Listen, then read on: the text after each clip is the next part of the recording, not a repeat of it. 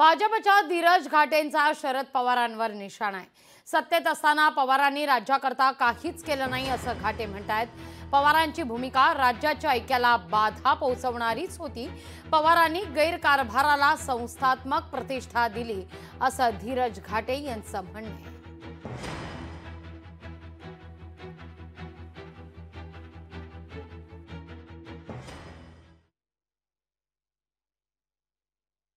धीरज घाटेंना माझा खुला मी पुन्हा एकदा सांगतो, ज्या धीरज घाटेंना वैयक्तिक या ठिकाणी सुरक्षा रक्षक त्याचबरोबर पोलीस संरक्षण घेतल्याशिवाय घराच्या बाहेर पडता येत नाही, ज्यांच्यावर अर्धा डझन गुन्हे दाखल आहेत, त्यांनी पवार साहेबांच्यावर टीका करावी की त्यांचा पापाचा घडा भरला अशा प्रकारचं भाष्य करावं, हे बालिशपणाचं लक्षण आहे असं मला नक्की वाटतं। परवा जे काही वक्तव्य अमित शाह साहेबांनी केलंय, निवडणुका डोळ्यासमोर ठेवून केलंय, विधानसभेच्या त्यांच्या हे लक्षात आले।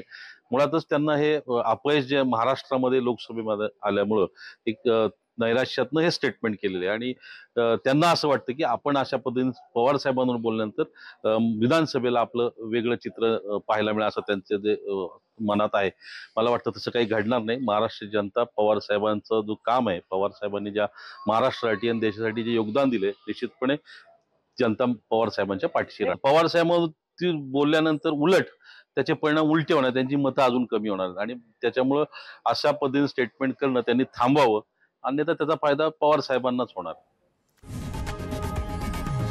लोकशाही मराठी ऐका, पहा, जागरूक रहा।